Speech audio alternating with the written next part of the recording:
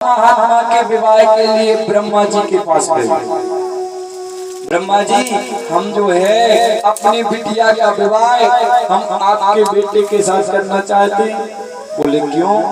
बोले और कोई योग नहीं लगा। बोले कौन बेटा? बोले जो करदम है उनके साथ हम अपनी बिटिया का विवाह करना चाहते हैं। अब तो ब्रह्मा जी ने कहा ठीक है, हम बोल देंगे करदम जी से को विवाह कर लेंगे। करदम जी से विवाह के लिए कहा तो करदम महात्मा ने कहा हम विवाह नहीं करेंगे। विवाह करे तो फंस गए। विवाह करना बड़ी महाराज उल्टी चीज है। कैसे महाराज? करदम महात्मा कहे विवाह कर लेंगे तो माला नहीं कर पाएंगे, भजन नहीं कर पाएंगे और महाराज स्वतंत्रता नहीं रहेगी। परम स्वतंत्र ना सिर पर कोई। बोले बाल बच्चे सबसे अच्छे। बोले लड़का बच्चे नहीं रहेंगे तो चिंता नहीं रहेगी और लड़के बच्चे रहेंगे तो चिंता होगी। करदम महात्मा ने कहा विवाह नहीं करना, क्योंकि जो जयमाला रहती ना, जयमाला डलती है वो 200 कुंटल की वजनी रहती है। जयमाला डलती है वो 200 कुंटल, बताए शास्त्र में कि 200 कुंटल की वजनी रहती। कैसे? उसका वजन धीरे धीरे पता चलता है, एकदम से नहीं चलता। बोले धीरे धीरे पता चलेगा उसका वजन कितनी वजनी रहती है। और एक चीज और देखिए, बोले जैसे ही जयमाला होगी पूरे बाराती भाग आएंगे, खाएंगे पिएंगे और बढ़िया भाग आएंगे। बोले कहे? बोले अब जो फंस गो अपन चलो। बोले एक तो चक्कर में फंस गया, अपन चलो निकल गए। करदम महात्मा ने कहा हम चक्कर में फंसना नहीं चाहते, हम विवाह नहीं करेंगे। बोले कर लो करदम महात्मा विवाह, आपके घर भगवान आएंगे। कहा ठीक है भगवान आएंगे। बोले हाँ, आपके बेटा बनकर आपके घर में भगवान आएंगे। करदम महात्मा विवाह करने के लिए तैयार हो गए। करदम महात्मा ने कहा एक शर्त है, जिनके साथ हमारा विवाह हो रहा है उनसे हम मिलना चाहते हैं, उनको देखना चाहते हैं, वो हमारी अनुकूल है कि नहीं है, एक बार उनको देखना चाहते। ठीक भी है, आज के लोग भी यही करते हैं। महाराज इंची टेप लेके जाते हैं, नापते कि हमारे बराबर है कि नहीं है। बोले हमारे योग्य है कि नहीं है, पहले से करदम महात्मा कह रहे हैं। करदम महात्मा ने कहा ठीक है मिलेंगे। तो देवहूति जी से करदम महात्मा को बुलवाए और करदम महात्मा एक आसनी बिछा दी नीचे और देवहूति जी आई करदम महात्मा के पास। तो देवहूति ने देखा कि हमारे पति देवता ने आसनी बिछाई है। तो देवहूति सोचने लगी अगर आसनी पर बैठ जाएंगे तो पति का अपमान होगा, क्योंकि पति ने आसनी बिछाई है। और आसनी पर नहीं बैठे तब भी पति का अपमान होगा। बोले क्यों? बोले पति की बात नहीं मानी। तो क्या किया जाए? तो देवहूति जी नीचे बैठ गई और आसनी पर अपना हाथ रख लिया। अब दोनों बातें हो गई। बोले बैठे भी नहीं और सम्मान भी हो गया। आसनी के ऊपर हाथ रख लिए, नीचे बैठे। करदम महात्मा ने कहा ये हमारे योग हैं, हम इनसे विवाह करेंगे। बड़े प्रसन्न हो गए और करदम महात्मा ने देवहूति जी के साथ वेद रीति के साथ, वेद के नियम के साथ विवाह किया। बड़े धूमधाम से विवाह हुआ और विवाह करने के बाद जैसे करदम महात्मा विवाह करके वापस लौटे तो टोपी को नीचे रखे, माला को उतार दिए और कमंडल आसनी लिए समाधि करने में बैठ गए। महाराज जब करने के लिए बैठ गए, जब करने के लिए बैठ गए तो इनकी समाधि लग गई। बड़े भाव से सुना प्यारे सज्जनों, समाधि लग गई तो ऐसी वैसी समाधि नहीं लगी। बोले 80 वर्ष के लिए समाधि लग गई। देवहूति जी वहीं बैठ गई। ऐसी पत्नी होना चाहिए। बोले पति के दुख में दुख और पति के सुख में सुख, एक पत्नी की परिभाषा है। एक ही धर्म एक व्रत नेमा और कायक वाचक पति पद प्रेमा। एक ही धर्म है, दूसरा धर्म नहीं स्त्री का। बोले पति के चरणों में प्रेम रखे। देवहूति जी रुकी और देवहूति जी सेवा करती। 80 वर्ष के बाद जब करदम महात्मा की समाधि खुली तो अब देखा कि एक जो है बुढ़ी डोकड़ी बैठी। तो करदम महात्मा ने कहा माता जी आप कौन? देवहूति जी से। देवहूति जी ने कहा माता जी नहीं है, हम आपके चरणों की दासी हैं, आपकी पत्नी हैं। कर्दमत ओहो तुम गई नहीं? बोले स्वामी जी हम कहीं जाने वाले नहीं हैं, हमारा विवाह हुआ है आपके साथ, हमारे माता पिता ने कन्यादान किया है आपके साथ, आपको दिया है कन्यादान हमारा, तो हम कहीं नहीं जाएंगे और आपका ही घर हमारा घर है। बड़े भाव से सुनना, कितनी सुंदर बात कही। मैया को ये नहीं सोचना चाहिए, मायके के ऊपर बल नहीं मानना चाहिए, महाराज ससुराल में ही कल्याण है। और एक पितृ पक्ष से और माता पक्ष से भी अपराध बनता है। एक माता और पिता भी गलत करते संतान के प्रति, भैया क्या गलत करते? बोले अपनी बिटिया को फोन लगाएंगे और कहेंगे बिटिया तुम चिंता नहीं करना, दमान से कह देना कि अभी हमने तुम्हारे पाँव पूजे, हम तुम्हारी पीठ पूजेंगे। आज के लोग कहते कि नहीं कहते? और मतारी का कहते तुम सास की नहीं सुनियो, ने तुम सास की सेवा करिए और देवर हो तो खावे ही नहीं। बताइए ऐसे में उस बिटिया का मन बढ़ेगा कि नहीं बढ़ेगा? उस बिटिया का मन बढ़ जाएगा तो बिटिया किसी की बात मानेगी क्या? किसी की सेवा करेगी क्या? नहीं करेगी ना। जब किसी की बात नहीं मानेगी, विवाद होगा तो घर नहीं टूटेगा, अपने आप घर टूट जाएगा। ऐसा नहीं सिखाओ अपनी बिटिया को। बिटिया से तो ये कहो बेटा हमने तुम्हारा विवाह कर दिया, अब तुम वहां से प्रेम से रहो, चाहे दुख में रहो तुम वहीं रहो, वही तुम्हारा कल्याण है। हमने जो दायित्व था हमने निभा दिया। बोले ऐसी मन बढ़ाने वाली बात नहीं करना कभी, क्योंकि बिटिया का मन बढ़ जाता है। लोग कहते हैं तो बेटा तुम चिंता नहीं करना, हम 1 घंटा में आ जाएंगे, दामाद को हम ज्ञान करा देंगे, दामाद को इतना मारेंगे, ऐसा बोले ऐसे में क्या होगा? बोले बिटिया का घर बिगड़ेगा कि नहीं बिगड़ेगा? बिटिया का घर टूट जाएगा तो किसको दोष लगेगा, किसको कष्ट होगा? अपन को होगा ना। बोले ऐसी बात मत सिखाओ अपनी बिटिया को। आज देवहूति जी ने कहा स्वामी जी आपके आश्रम में ही हमारा मंगल है और यही हमारा कल्याण, हम कहीं नहीं जा सकते। कर्दम महात्मा ने कहा कि वरदान मांग लो, क्या चाहती हो? बोली अब बूढ़े हो गए, अब क्या चाहिए? अब कुछ नहीं चाहिए, न कोई वरदान चाहिए, न कोई धन चाहिए, न कोई ऐसा आराम चाहिए, कुछ नहीं चाहिए। कर्दम महात्मा ने कहा जाओ बिंद सरोवर में स्नान करना। बोले क्या होगा? बोले जाओ तो सही बिंद सरोवर में स्नान करने के लिए।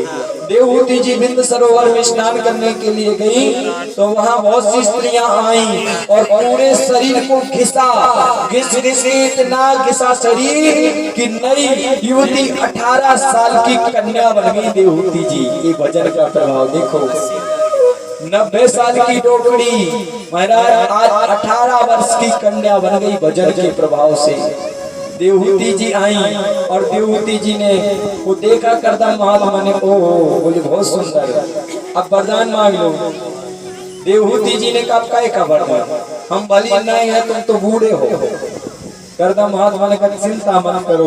कर्दम महात्मा भी बिंद सरोवर में स्नान करने के लिए गए। वहां कुछ महाराज छोटे छोटे बालक आए, उन्हें स्नान कराया, पूरे शरीर को ऐसे मला, ऐसे घिसा, इनको 21 साल का बालक बना दिया। अब तो जोड़ी बन गई। ये 18 साल की कन्या 21 साल के बालक बन गए। बोले अब घर चाहिए, कहीं घर मिल जाए रहने के लिए। तो मन की गति से चलने वाला एक विमान आया। उस विमान में सारी व्यवस्थाएं अलग अलग महाराज, भोजन कक्ष अलग, शयन कक्ष अलग, पूजा कक्ष अलग अलग, सारी व्यवस्थाएं अलग अलग। अब 14 दिन तक भ्रमण किए। कितने दिन तक? 14 दिन तक उसी विमान में। और भ्रमण करने के बाद नीचे आए आश्रम में तो कुछ दिन रुके तो महाराज कर्दम महात्मा और देवहूति के माध्यम से एक बिटिया हो गई। कर्दम महात्मा ने कहा माई माला जोड़ी दो, हम भजन कर भेजे हैं। देवहूति जी ने कहा इनके लाने विवाह कौन करेगा बिटिया का? कर्दम महात्मा रुके, दूसरी बिटिया हो गई। कुछ दिन रुके, तीसरी बिटिया हो गई। महाराज होते होते चौथी बिटिया, 5वीं, 6वीं, 7वीं, 8वीं और 9वीं बिटिया, 9 बिटियां हो गई। इसी को कहते हैं भैया जितने माया में लिपटते जाओगे उतने ही फंसते जाओगे, निकल नहीं पाओगे। इसीलिए माया में ज्यादा लिप्त मत रहो, धन की आकांक्षा में ज्यादा लिप्त मत रहो। भैया अगर वरदान के लिए कहे तो इतनी बड़ी लिस्ट बना दोगे, और अगरबत्ती 2 ठोले, इसमें क्या वरदान मिलेगा? बोले मैं अरुमोर तोर में माया, मैं अरुमोर तोर में माया, जही बस की नहीं जीवन का,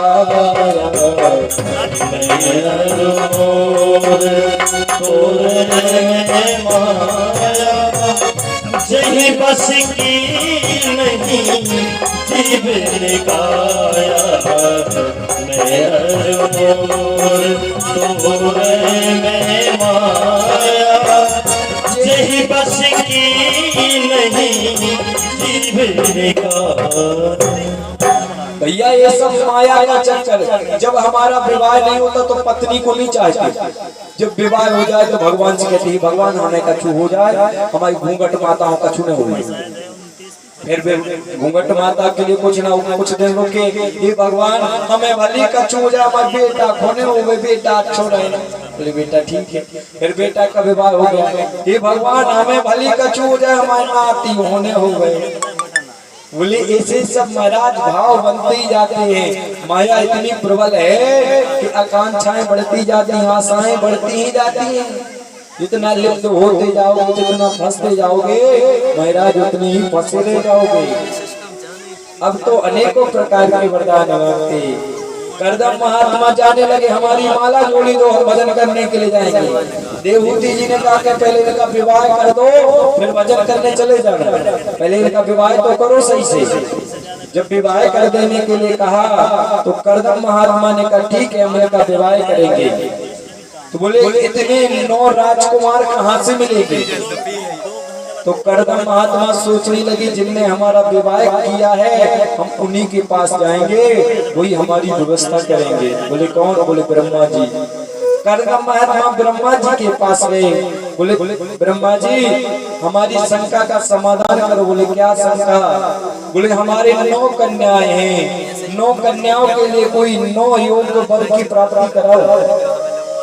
ब्रह्मा जी ने कहा चिंता मत करो, तुम्हारी 9 बेटियां तो हमारे 10 बेटे, हमारे पास भी 10 ऋषि हैं। एक ऋषि विवाह करना नहीं चाहते जिनका नाम नारद जी है, तो तुम हमारे रिश्तेदार बन जाओ। कहे ठीक है। ये और उत्तम बात रही। अब सुनिश्चित हुआ विवाह, और ब्रह्मा जी के 9 बेटों के साथ करदम महात्मा की 9 कन्याओं का विवाह बड़े धूमधाम से हुआ। बड़े भाव से सुनो, कला का विवाह मरीचि ऋषि के साथ हुआ, और महाराज अनुसुईया का विवाह अंगिरा ऋषि के साथ, और महाराज श्रद्धा का विवाह अगस्त्य ऋषि के साथ। इस प्रकार पुलंग ऋषि का विवाह है गति ऋषि के साथ। इस प्रकार अनेकों 9 कन्याओं का विवाह 9 ऋषियों के साथ बड़े धूमधाम से हो गया। और धूमधाम से विवाह होने के बाद महाराज करदम महात्मा अपने आश्रम आए। बोले अब हम भजन करने के लिए जाएंगे। भजन करने के लिए जाने लगे तो आकाशवाणी हुई रुक जाइए महाराज जी, आपके यहाँ तो भगवान आने वाले हैं। कुछ देर रुके और श्री कपिल भगवान का प्रादुर्भाव हुआ। बोलो कपिल भगवान की जय हो, बांके बिहारी लाल की जय हो। श्री देवहूति जी ने पयोव्रत किया। पयोव्रत का मतलब पया पान करके, दूध पान करके पयोव्रत किया जाता है। 1 साल तक पया पान करके पयोव्रत किया जाता है। पयोव्रत के नियम है, जैसे संतान ना हो, कोई पयोव्रत बता दे हम तो उसको संतान योग्य होगी, और देवता ऐसी कृपा करेंगे कि योग्य पुत्र की प्राप्ति होगी। ये पयोव्रत किए जिससे भगवान कपिल की प्राप्ति हुई। अब तो करदम महात्मा ने सांख्य शास्त्र की ज्ञान दिए, सांख्य शास्त्र का ज्ञान दिया, और कपिल भगवान ने बताया कि संसार में रहें तो संसार के लोगों के साथ रहें, सबके साथ बैठें, भोजन करें, मगर किसी में आसक्ति मत करें। किसी से ज्यादा प्रेम मत करें। संसार के लोगों से प्रेम मत करो भैया। संसार के लोग तो ठगिया हैं, ठगने वाले हैं, और तो और भगवान के पास भी जाते लंबी लिस्ट बना करके 2 चिरौनी चढ़ाएंगे और इतनी बड़ी लंबी लिस्ट बना के चढ़ा देंगे, हे भगवान ये मनोकामना पूरी कर देंगे। एक सेठ जी थे, भोलेनाथ जी का मंदिर था, बोले मनोकामना सिद्ध धाम शिव मंदिर। तो सेठ जी जा रहे थे, उनके यहाँ पुत्र नहीं था, बोले भगवान पुत्र की प्राप्ति करा देगा। तो चले, बोले भगवान के पास खाली हाथ नहीं जाना चाहिए, कुछ ना कुछ लेकर के जाना चाहिए। बोले क्या क्या लेके चले, बोले कुछ फल ले लो। फल लेने के लिए गए, फलों को ले देखा, बोले भैया फल दे दो। तो दुकानदार ने कहा कैसे फल चाहिए, बोले केला फल दे दो। बोले कैसे चाहिए, सस्ते वाले कि महंगे वाले, बोले ऐसे सस्ते वाले दे दो, भगवान को चाहिए। बोले सस्ते वाले दे दो और भगवान को चाहिए। आजकल के लोगों की यही स्थिति है, भगवान के लिए भैया कुछ नहीं और अपने लिए सब कुछ। बोले दिखावा करेंगे, ठाकुर जी के लिए कुछ नहीं। मुझको महाराज 36 रोटी खाना, ठाकुर जी को भोग भी नहीं लगाएंगे। भैया जब ठाकुर जी को नहीं लगाओगे, संसार में आसक्ति रखोगे, अपने लिए सब कुछ, परमात्मा के लिए कुछ नहीं, तो कैसे कृपा होगी, कैसे कल्याण होगा, कैसे लाभ मिलेगा। बोले सस्ते वाले केला दे दो, ठीक है। तो दुकानदार ने पिलपिले केला दे दिया। तो पिलपिले केला लेकर के सेठ जी गए शिव जी के मंदिर में, शिव जी को चढ़ाए। बोले बोले भोलेनाथ हमारे यहाँ बेटा हो जाए। तो भोलेनाथ ने बेटा तो दिया, मगर पिलपिला बेटा हुआ। बेटा हुआ तो हुआ, मगर पिलपिला बेटा हुआ। बोले कैसे पिलपिला, भैया बीमार ही रहे, कभी ठीक ना हो, कभी स्वस्थ ना रहे। बोले भैया जैसा तुम्हारा दान वैसे हमारा आशीर्वाद। इतनी बड़ी परिभाषा बदल गई है। पूजन के लिए जाएंगे, सामग्री लेने के लिए इतनी इतनी सुपारी लेकर क्या जाएंगे, भली सूरमा उड़ के डरे, चंद्रमा उड़ते डरे, और हवा चले तो चंद्रमा उड़ जाएगा। ये क्या है भैया? अरे कम से कम पूजन पाठ में तो कंजूसी मत करो। तो देवताओं के पाठ में पूजन पाठ जो मेन है उसमें तो मत करो कंजूसी। विधान तो और चीज में कंजूसी कर लो, मगर पूजन पाठ बढ़िया तरीके से करवाओ। अगर लाभ चाहिए, बोनी ठीक से नहीं होगी तो कहाँ से जमाएगा? बोनी अच्छे से करनी पड़ेगी कि नहीं? पंडित जी से कहो महाराज जी 2 घंटे नहीं 4 घंटे और लगाओ, मगर विधान से पूजन करवाओ। ये नहीं कि महाराज ने सुपारी जमा दी, वो सुपारी लुढ़क करके वहां जा रही है। कपड़े लेंगे भैया, पंडित जी के लिए पर्दनी चाहिए, तो पंडित जी पर्दनी पैर के लेंगे तो रास्ते में फट जावे पर्दनी। भैया क्या मतलब है ऐसी पर्दनी लेने का? क्या मतलब इन चीजों का? दिखावा से क्या लाभ? बोले जो उपयोग कर सके, जो ब्राह्मण या जिनको दान करें वो उपयोग कर सके, उसे ला सके, अपने जीवन में पहन सके, उसका लाभ मिलेगा। 5 बर्तन मत दो, 1-2 अच्छा दो। कहते हैं कम बोलो अच्छा बोलो, कम खाओ अच्छा खाओ, ये निष्ठावान की बात है। अब तो शास्त्र का उपदेश दे दिए। 2 बिटियाओं का विवाह हो गया। क्या बोले पहली बिटिया आकुति, दूसरी बिटिया देवहूति, तीसरी बिटिया का नाम त्रिशूति। त्रिशूति का विवाह किनके साथ हो? बोले त्रिशूति के लिए वर खोजने के लिए गए स्वयं मनु और शत्रुपा किनके यहाँ? बोले महाराज दक्ष प्रजापति के यहाँ। और त्रिशूति का विवाह दक्ष प्रजापति के साथ बड़े धूमधाम से कर दिया। महाराज त्रिशूति और दक्ष प्रजापति के माध्यम से 16 कन्या उत्पन्न हुई। बड़े भाव से सुनना, 16 कन्या उत्पन्न हुई। 13 कन्याएं धर्म को विवाही गई, एक बिटिया सुधा को, एक पुत्रों को, और जो सबसे छोटी कन्या है जिनका नाम सती है, उनका विवाह भोलेनाथ जी के साथ हुआ। बोलो शंकर भगवान की जय हो। भोलेनाथ जी के साथ विवाह हुआ। अब तो भोलेनाथ जी के साथ बड़े विधि विधि के साथ विवाह हुआ। जब दक्ष प्रजापति ने अपनी बिटिया सती का विवाह भोलेनाथ जी के साथ कर दिया तो देवता बड़े प्रसन्न हुए। बताइए, आपने बहुत सुंदर कार्य किया। भोलेनाथ जी को, देवों के देव महादेव को अपना दामाद बना लिया। आप तो बहुत सुंदर कार्य किए हो। तो देवताओं ने मिल करके दक्ष प्रजापति को पदवी दे दी। बोले आज से तुम देवताओं के भी प्रजापति हो। और जब पदवी मिल गई, पद की प्राप्ति कर लिए, तो दक्ष प्रजापति को घमंड आ गया, अभिमान आ गया। सुन लो भैया, जीवन में कभी अभिमान नहीं करना, कभी अहंकार मत करना। जो व्यक्ति जीवन में अहंकार करे, चाहे पैसा का, चाहे रूप का, चाहे महाराज सोच सिफारिश का, चाहे नेतागिरी का, चाहे शरीर का, जो अभिमान करता है महाराज, उसका निश्चित ही पतन हो जाता है। जीवन में सब कुछ करना, कभी अभिमान मत करना, कभी घमंड मत करना। अगर कोई चीज मिली भी है तो प्रसाद समझ के रखना, भगवान ने दी है। अगर जमीन वाले हो, जमींदार कहलाते हो, तो जमीन अगर मिली है, जमीन आपके पास है, तो बोले किसने दी? बोले परमात्मा ने दी है।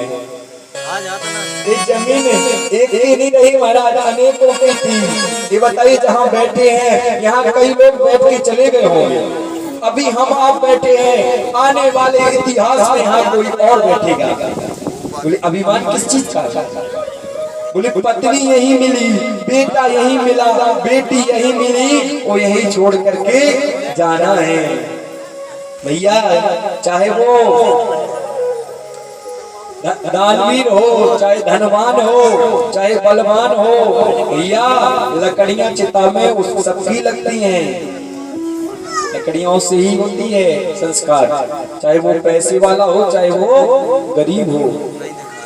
गंगा जी सब जाते हैं महाराज, और तो और कोई यहीं पास में चला जाए, मगर बहते बहते सब गंगा जी पहुंच जाते हैं, सब गंगा जी में मिली है। तो इसीलिए कभी जीवन में अभिमान मत करना। बोले अहंकार से तीन मिटे, धर्म कर्म और वंश, ना मानो तो देख लो रावण कौरव कंस। इनने अहंकार किया है, इनने अपने बल का, बोले अपनी ताकत का अहंकार किया, तो अहंकार से पतन हो गया कि नहीं हुआ? बोले अहंकार से तीन मिट्टी, धर्म कर्म और वंश, ना मानो तो देख लो। रावण कितना बलशाली महाराज, जो भोलेनाथ जी को भी साथ में